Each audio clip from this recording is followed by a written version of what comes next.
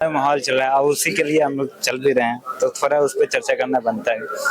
और आपके घर एजुकेशन में काफ़ी ऊपर हैं, और जब के समय जब शिक्षा बहुत मतलब इतना अवेयरनेस नहीं था लोगों में, तब आपके घर से ऑफिसर हैं। तो इस लोकसभा में एक ऑफिसर रैंक के अधिकारी हैं, चुनाव लड़ रहे हैं। मेरे मित्र भी हैं, वो मेरे मित्र हैं आनंद जी, और उनको टिकट किसी वजह से नहीं मिला है।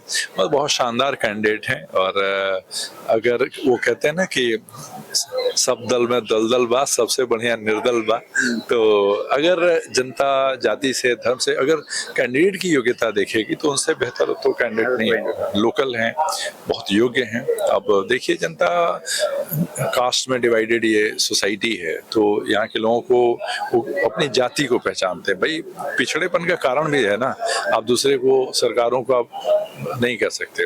यहाँ पे कभी भी इस एरिया में हमेशा सांसद बाहर से आता है, वो आता है मतलब बहुत बुरा, मतलब क्या पता क्या नसीब। इस क्षेत्र के कैंडिडेट कभी नहीं, आई डोंट नो क्यों, मतलब जो पार्टियां एक्चुअली इधर हमेशा बीजेपी जीतती है, लेकिन क्यों बीजेपी बाहर का ही कैंडिडेट लाती है, ये मतलब हम लोग नहीं समझ पाते हैं। कभी वो अप्रोचेबल नहीं होता है, वो जहाँ का मूल स्थान का होता है वो वहीं का, मतलब बहुत इस बार लगा था कि यहाँ के एक स्थानीय उम्मीदवार को मौका मिलेगा, नहीं मिला।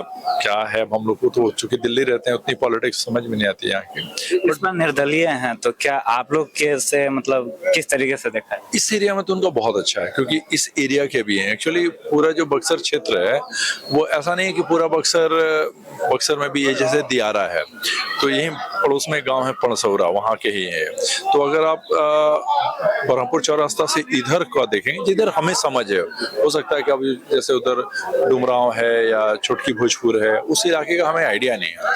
लेकिन इस इलाके में मैं 2 दिन से आया हूँ, जो हमारे द्वार पे बहुत लोग आते जाते मिलते हैं, तो बहुत अच्छी चर्चा है उनकी। अब उस एरिया में क्या है, आप पत्रकार हैं, बेहतर जानते हैं। जैसे एक होता है ना, से पढ़े लिखे लोग कैंडिडेट राजनीतिक में नहीं जाते हैं और इस बार गए हैं, तो इसको आप कैसे समझ रहे हैं? बहुत सकारात्मक बदलाव है, बहुत ही सकारात्मक। पहले लोग इधर डरते थे कि नहीं, राजनीति बहुत गंदी चीज है, इसमें नहीं जाना। गंदी तो बिल्कुल भी नहीं है। हाँ, हो सकता है कि हमारा इंटरेस्ट कम हो, लेकिन हमारे इंटरेस्ट कम हो जाने से वो चीज गंदी नहीं हो जाती है।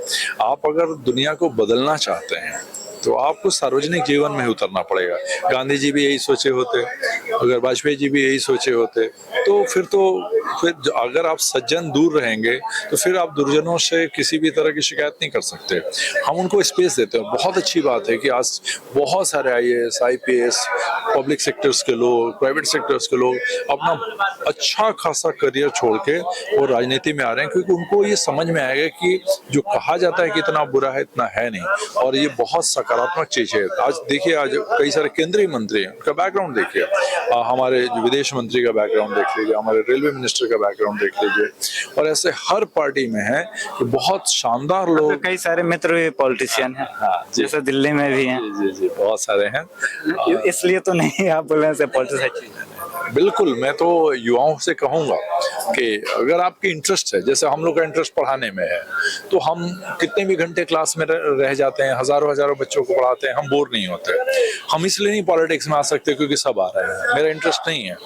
तो अगर आपका इंटरेस्ट है और आप में जुनून है, जज्बा है, विजन है, बोलने की क्षमता है, लोगों के बीच में रहने की इच्छा है, तो आप बिल्कुल आए। बिल्कुल, ये बहुत शानदार फील्ड है, बिल्कुल आना चाहिए। आपको फ्यूचर में देखा जा सकता है कि नहीं पॉलिटिक्स? नहीं, मुझे आप फ्यूचर में भी आप किताबें लिखते हुए देखेंगे। फ्यूचर में आप इधर ही कुछ एजुकेशन के लिए काफी लोगों के साथ देखते हैं ना आपके पॉलिटिकल। मेरा ऐसा कुछ नहीं, आप जानते हैं, आप तो मुझे पहले से भी कि पढ़ने के बाद मुझे जो समय मिलता है मैं खेलने में बिताता हूँ।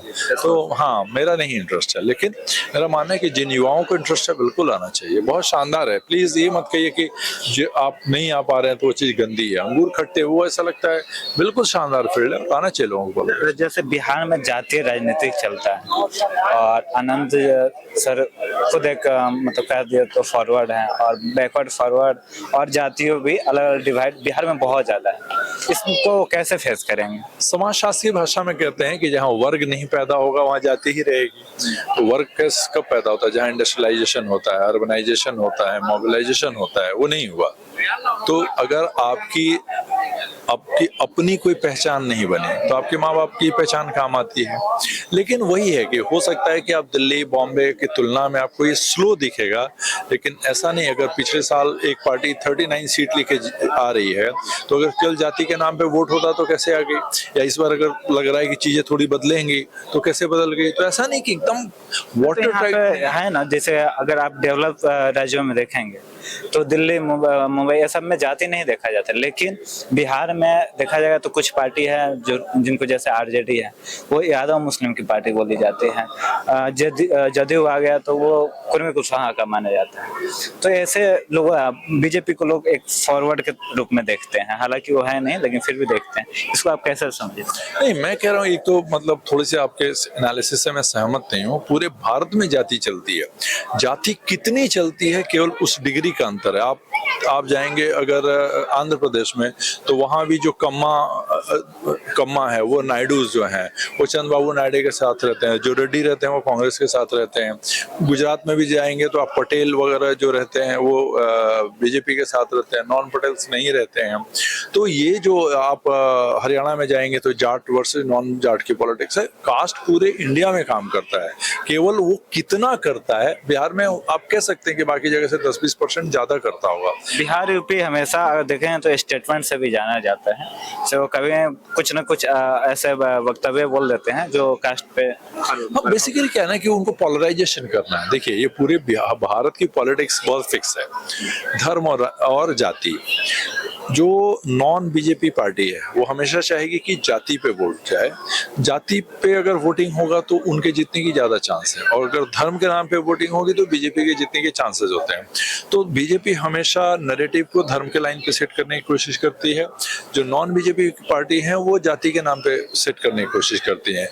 जो इसमें सफल हो जाता है वो जीत जाता है। तो ये नैरेटिव सेट करने की बात है। धर्मेंद्र सर प्रशांत किशोर को जैसे विधानसभा चुनाव अगले साल कैसे देखते हैं? प्रशांत किशोर बहुत विद्वान व्यक्ति हैं। देखिए क्या होता है कि कोई ये सोचेगा कि जैसे आम आदमी पार्टी जैसा वो बहुत छोटा सा राज्य था, बिहार बहुत बड़ा राज्य है, यहाँ पे बहुत ज्योग्राफिकल, पॉलिटिकल, कल्चरल डाइवर्सिटीज हैं। आप देख रहे होंगे कि कोई पूरा भोजपुरी बेल्ट है, कोई मैथिल बेल्ट है, कोई अंगिका का बेल्ट है, कोई अलग अलग मगही बेल्ट है। तो ये सोचेंगे कि वो उतरेंगे और एकदम से सफल हो जाएंगे।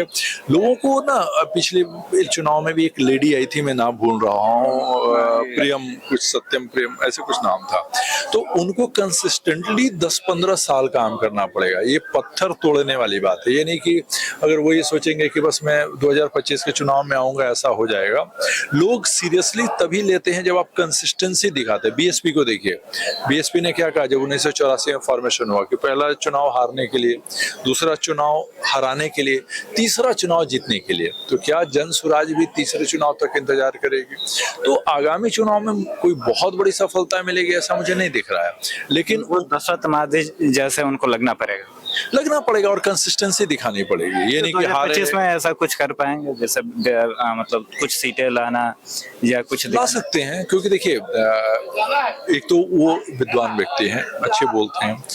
बहुत सारे ऐसी पार्टी में लोग काबिल हो। देखिए हर पार्टी में कम से कम एक विधानसभा में कम से कम सीरियस जो कैंडिडेट्स होते हैं वो 3 से 4 होते हैं। एक को टिकट मिलता है, 3 में भी जीतने की उतनी ही संभावना होती है। तो उन पे फोकस करना पड़ेगा। थोड़ा एजुकेशन पे वो ध्यान दे कि वो कैंडिडेट का छवि, केवल जीतना देखेंगे तो फिर गड़बड़ा जाएगा। तो हो सकता है कि हार जाए, लेकिन पढ़ा लिखा हो, विद्वान हो, थोड़ा सा उसमें स्ट्रेंथ हो, तो लोग हो सकता है कि थोड़ा कम सीरियसली लें, अगले चुनाव में फिर बहुत गंभीरता से लेंगे। आप पढ़ाते हैं बहुत सारे स्टूडेंट का, अलग अलग राज्यों का। 2025 में जैसे सभी से मांगा, 2024 में 25 बोला, 2024 में किसकी सरकार आने वाली है, कुछ अंदाजा लगता है बच्चों से बात? ये लोकसभा के चुनाव पे भी निर्भर करता है। क्या होता है कि जो बैक टू बैक चुनाव होता है ना, उसमें जनरली जो इस साल जिसको वोट देता है, क्योंकि इतने समय में बहुत कोई नाराज नहीं हो पाता है। तो ये जो आपका 3-4 दिन में रिजल्ट आने वाला है, ये एग्जैक्टली बताएगा कि 25 में क्या होगा। जैसे आपका क्लास चलता है तो उसमें फनी मोमेंट भी होता है, उस बीच में आप बहुत सारे चीजें चर्चा कर देते हैं, तो उसमें कुछ आइडिया नहीं है? अब देखिए ये डिपेंड करता है, देखिए बिहार की पॉलिटिक्स ऐसी है कि एक तरफ मैं बिहार पूरे भारत की बात है, क्योंकि आप क्लासेस लेते हैं तो पूरे भारतवर्ष के लोग। देखिए क्या है कि देखिए एक सरकार 10 साल से है, ठीक है, 10 साल से है सरकार का, ये कम समय नहीं है। लोग विकल्प सोचते हैं, पहले सोचते हैं तो जब आप ये शर्ट बदलना चाहते हो तो आपको ये डिसाइड करना पड़ेगा कौन सा शर्ट पहना। तो कहीं ना कहीं जो इंडिया गठबंधन है वो मुझे लगता है कि विकल्प नहीं दे पाया। अगर विकल्प देता तो ये चुनाव और शानदार तरीके से हो सकता था।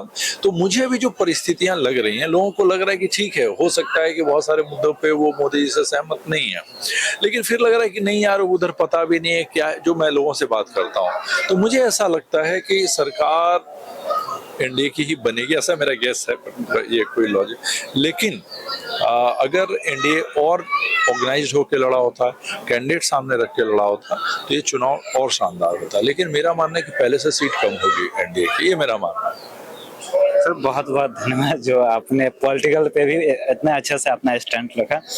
हमारे साथ धर्मेंद्र सर जो समाजशास्त्री रहे हैं और हैं भी टीचिंग करते हैं यूपीएससी का, और इनके इंग्लिशपुर में आए हैं और इंग्लिशपुर का आपको विजुअल भी दिखाए हैं और बात किए हैं।